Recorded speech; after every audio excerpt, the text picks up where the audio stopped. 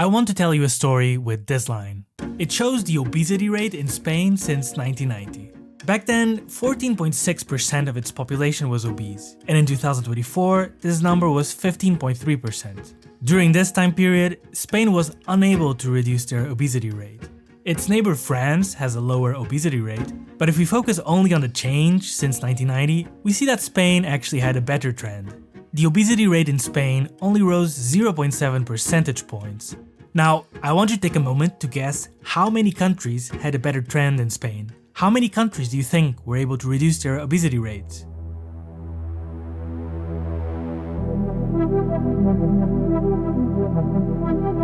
The answer is 0. Not a single country managed to lower their obesity rates during this time period. Spain was actually the country where they increased the least. But why?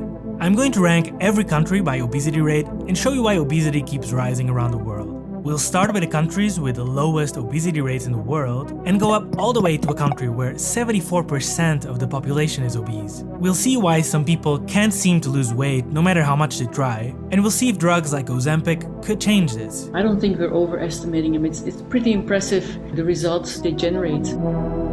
Let's start with the countries with obesity rates below 5%.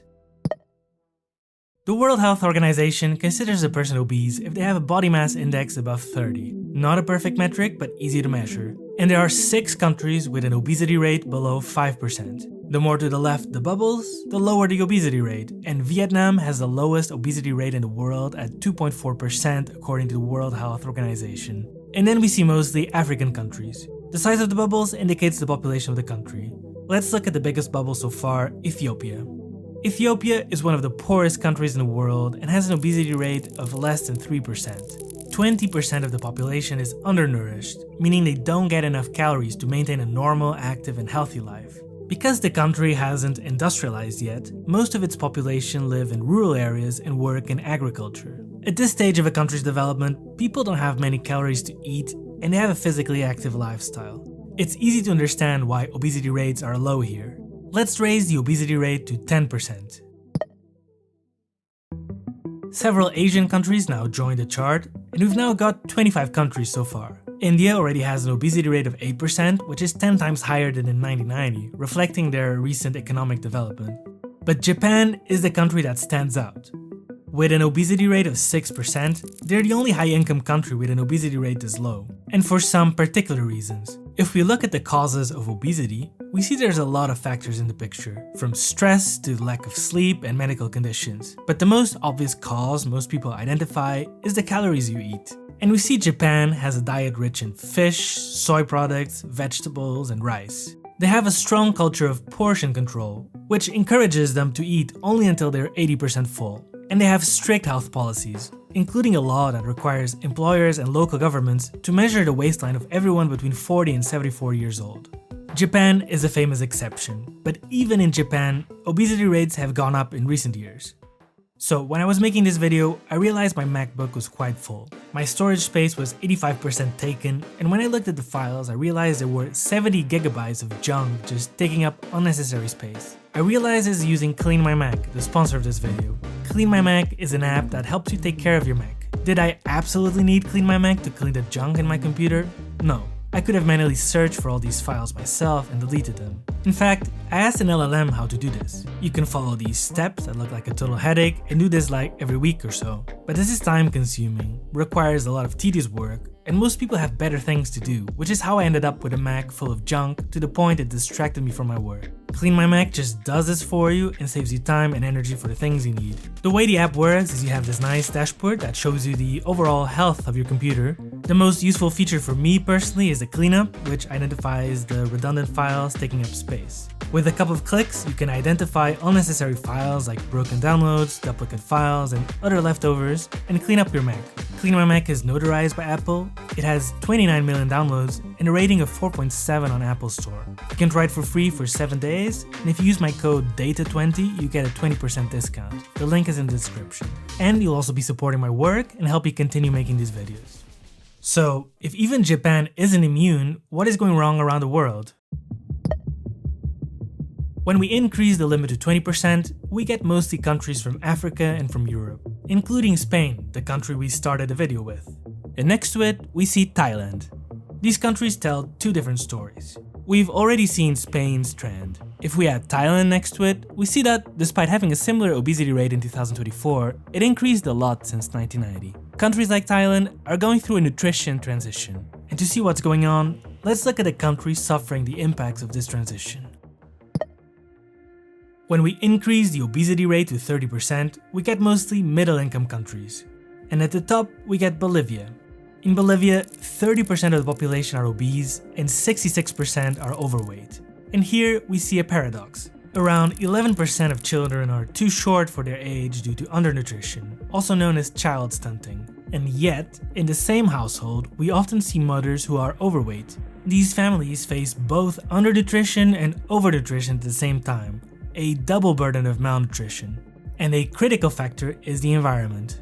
I've interviewed Marie Yang, a researcher on global health. Because the whole society, there's a lot of systemic factors that's also changing and is producing what we call obesogenic environment. As countries industrialize, they tend to develop an obesogenic environment, an environment that promotes weight gain.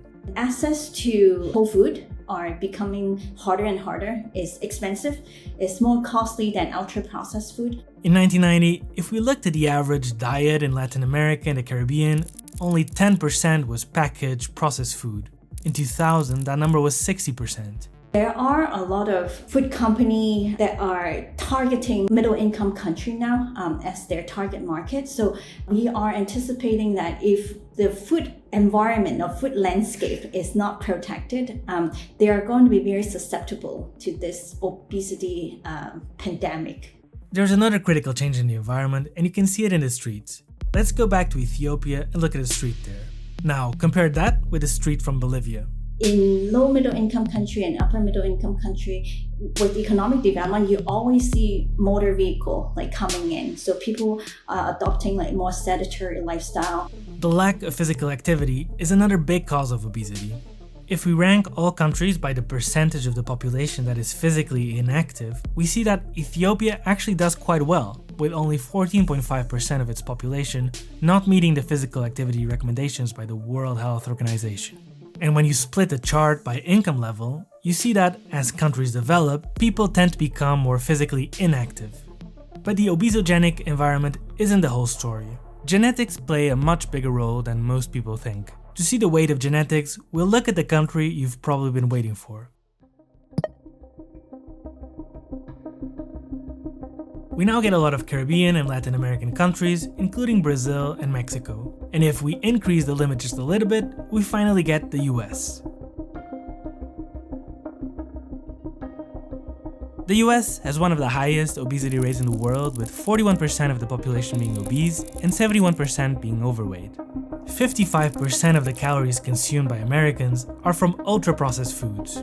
So I cross-referenced this data with the numbers from another study in Europe, and if we compare the countries in terms of percentage of calories that adults ingest from ultra-processed food and drinks, you see the problem. Americans consume more ultra-processed food than any European country in this study.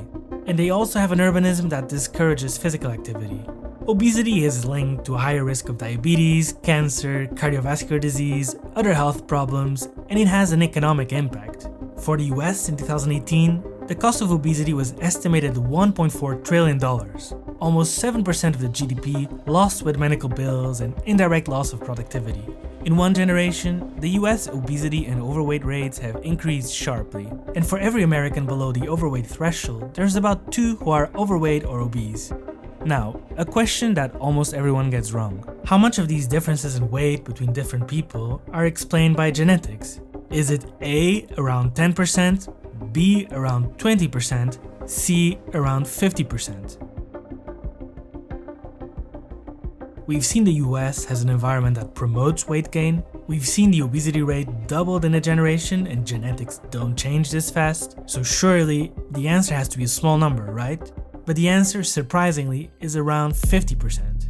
I interviewed Ruth, a researcher in the genetic causes of obesity. In the population, so some people are heavier, some people are leaner, The causes of that variation is in 50% of the time due to the fact that we differ genetically, and then the other 50% is due to the fact that we live different lifestyles, have a different environment. So it's 50-50. But if genetics matter so much, why did changes in the environment make obesity rates rise so fast? Among these populations, even though they're all exposed to this obesogenic environment, it's still the individuals who are genetically prone to obesity who will be at the highest level of the obesity.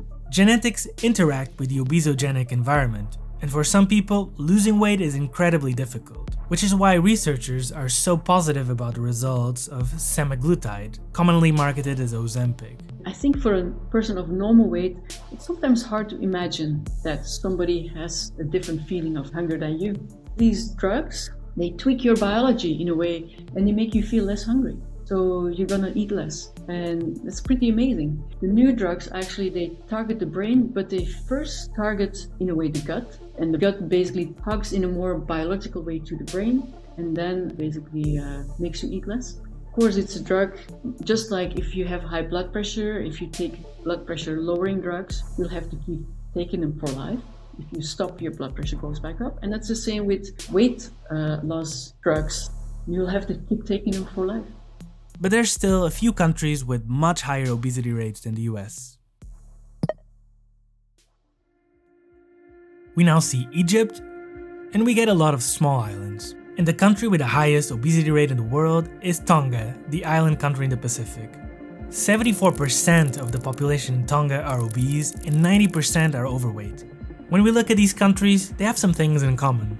They are small islands with limited land available for growing food. They were either colonized or strongly influenced by Western powers, and they became dependent on Western food imports. 50% of the money Tongans spend on food goes to imported, usually unhealthy food items. And in 2012, 19% of Tongans had type 2 diabetes. Looking at the causes of obesity, it seems many pieces in this puzzle go wrong for Tonga. They have poor diets, a culture that associates body weight to status, and there are theories about their genetic predisposition to obesity. With all these factors combined, we ended up with 16% of the world above the obesity threshold. If the trends continue, this number is expected to go up to around 30%. But there are some good signs of change.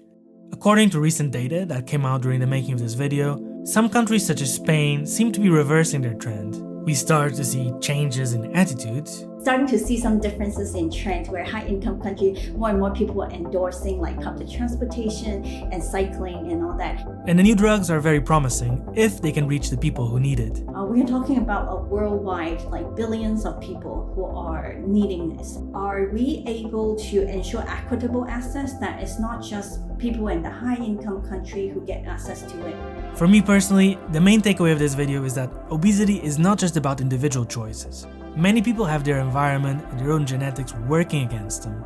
If you want to see the data of your country in more detail, I made a spreadsheet where you can compare your country with the rest of the world, and I put a link in the description. That's the video for today. Thank you for watching. If you like stories told with data, consider subscribing to the channel. And if you want to support my work, you can also consider checking out the sponsor of this video.